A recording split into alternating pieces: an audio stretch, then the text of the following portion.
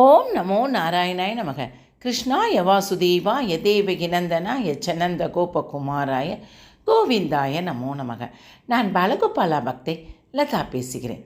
அனைவரும் சப்ஸ்கிரைப் பண்ணுமாறு கேட்டுக்கொள்கிறேன். யாருக்காக? நம் கிருஷ்ணன் குட்டியினுடைய அருளை பெறுவதற்காக.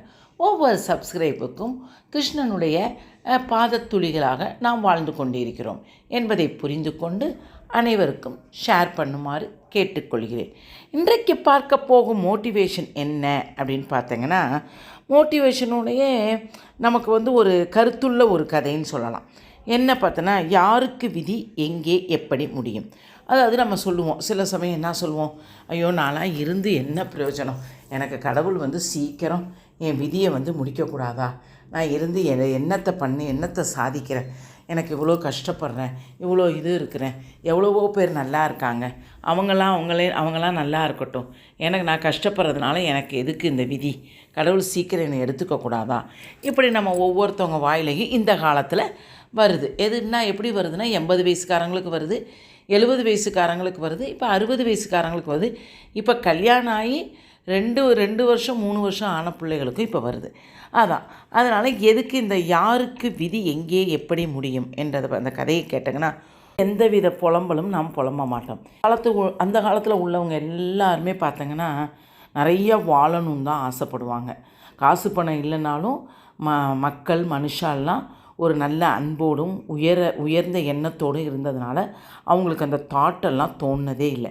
இப்போ நம்ம ஃபுல்லாக காசு பணம் வச்சுருந்தாலும் சுற்றி நமக்கு யாருமே இல்லை அப்படின்னு நினைக்கும்போது நமக்கு அது ஒரு பெரிய வருத்தமாக இருந்து நாமளே நம்மளை व्यसனப்படுத்தி கொள்கிறோம். இந்திரன் மனைவி இந்திராணி ஒரு கிளியை மிகவும் பிரியமாக வளர்த்து வந்தாலும் ஒரு நாள் அந்த கிளி நோய்வாய்ப்பட்டு விட்டது. அதை பரிசோதித்த மருத்துவர், இனி இந்த கிளி பிழைக்காதம்மா என்று கூறிவிட்டாராம். உடனே தன் கணவனை அழைத்து, இந்திராணி, இந்த கிளியை எப்படியாவது காப்பாற்றுங்கள், கிளி இறந்து விட்டால் நானும் இறந்து விடுவேன் என்றாலாம். ஏன்னா பாருங்கள், ஒரு இந்திரனுடைய மனைவி இந்திராணி, அவளுக்கே எதையுமே தாங்கிக்கக்கூடிய மனசு இல்லை. ஏன்னா அவளும் அந்த கிளி மேலே பற்றுதல் வச்சுட்டாங்க. இப்போ உள்ள காலம்லாம் பற்றுதல்ன்றது கொஞ்சம் கம்மியாயிட்டே வருது. அப்போல்லாம் ஒருத்தவங்க மேலே பாசம் வச்சிட்டோம்னா அவங்க மேலே அவங்களுக்காக உயிரை கொடுக்கக்கூட ரெடியாக இருப்பாங்க. இதெல்லாம் அந்த கால சத்தியுகத்தோடைய கதைகள் இதெல்லாம். இந்திரன், கவலைப்படாது இந்திராணி, நான் உடனே பிரம்மாவிடம் சென்று முறையிடுகிறேன். ஒவ்வொருவரின் தலையெழுத்தையும் எழுதுபவர் அவர்தானே. அவரிடம் சென்று கிளியின் தலையெழுத்தை மாற்றிவிடுவோம் என்று சொல்லிவிட்டு பிரம்மாவிடம் சென்று விஷயத்தை கூறினார் இந்திரன். விஷயத்தை கேட்ட பிரம்மா, இந்திரா, படைப்பது மட்டும்தான் என் வேலை ஐயா, உயிர்களை காப்பது சாட்சாத் மகாவிஷ்ணுவினுடைய தொழில். நாம் அவரிடம் சென்று உதவி கேட்போம், வா, நானும் உன்னுடன் வருகிறேன் என்று பிரம்மனும் இந்திரனுடன் போய் அழைத்து கொண்டு மகாவிஷ்ணுவிடம் சென்று விஷயத்தை தெரிவித்தார் பிரம்மா. உடனே மகாவிஷ்ணுவோ, உயிர்களை காப்பது மட்டும்தான் நான் ஐயா, ஆனால் உன் கிளி இறக்கும் தருவாயில் வேலை இருக்கிறது. அழிக்கும் தொழிலை மேற்கொண்ட சிவன் தான் அதை காப்பாற்ற வேண்டும். வாருங்கள், நானும் உங்களுடன் சிவனிடம் பேசுகிறேன் என்று கிளம்பினார் விஷ்ணு பகவான். விவரங்களை கேட்ட சிவன், அழிக்கும் தொழில் என்னுடையதுதான், உயிர்களை எடுக்கும் பொறுப்பை நான் எப்பொழுதே யமதர்மராஜாவிடம் ஒப்படைத்து விட்டேன்.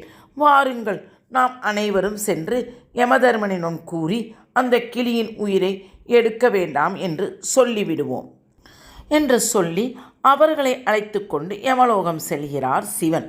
தன்னுடைய அவைக்கு சிவன், மகாவிஷ்ணு, பிரம்மா, இந்திரன் ஆகிய 4 வருவதைக் கண்ட யமதர்மன் உடனே எழுந்து ஓடி வரவேற்கிறார். விஷயம் முழுவதையும் கேட்ட யமதர்மராஜா, ஒவ்வொரு உயிரையும் எந்த நேரத்தில் எந்த சூழ்நிலையிலையும் என்ன காரணத்தால் எடுக்க வேண்டும் என்ற காரணத்தை ஒரு ஓலையில் எழுதி ஒரு பெரிய அறையில் தொங்க விடுவேன். அந்த ஓலை எப்போது அருந்து விழுந்து விட்டால், ஓலையில் அப்படியே கட்டி நம்ம எப்படி துணி காய வைக்கிறோமோ அந்த மாதிரி கட்டி தொங்க விடுவாராம்.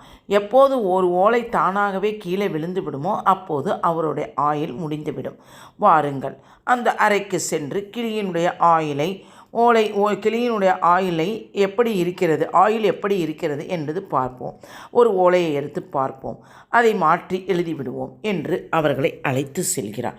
இப்படியாக இந்திரன், பிரம்மா, விஷ்ணு, சிவன், யமதர்மன் ஆகிய 5 அந்த அறைக்குள் செல்கிறார்களாம்.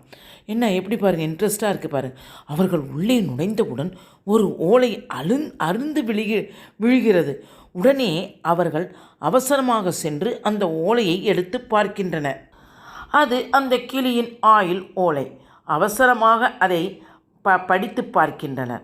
அதில் என்ன எழுதியிருக்குதுன்னு பார்த்தங்கன்னா, இந்திரன், பிரம்மா, விஷ்ணு, சிவன், யமதர்மன் ஆகிய 5 எப்போது ஒன்றாக இந்த அறைக்குள் நுழைகிறார்களோ அப்போது இந்த கிளி இறந்துவிடும் என்று எழுதப்பட்டிருக்கிறது. எப்படி பார்த்துக்கங்க. இதைத்தான் விதி என்கிறோம். விதியை மாற்றுவது என்பது முடியாதது என்பதே கதை. யாருக்கு விதி எங்கே எப்படி முடியும் என்பதை எழுதினவனுக்கே தெரியாது என்று தான் உண்மை.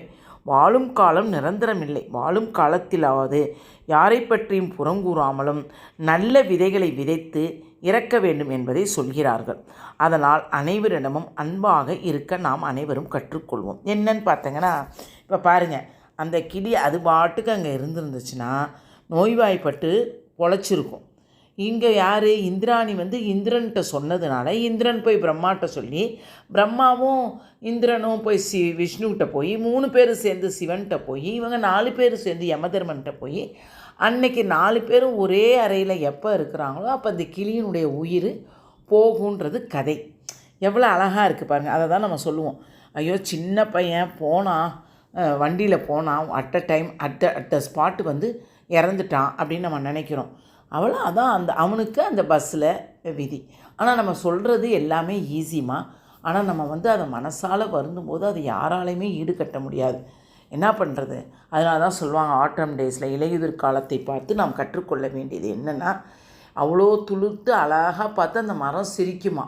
அந்த இலைகளை பார்த்து அப்படி சந்தோஷப்படுமா அந்த மரம்.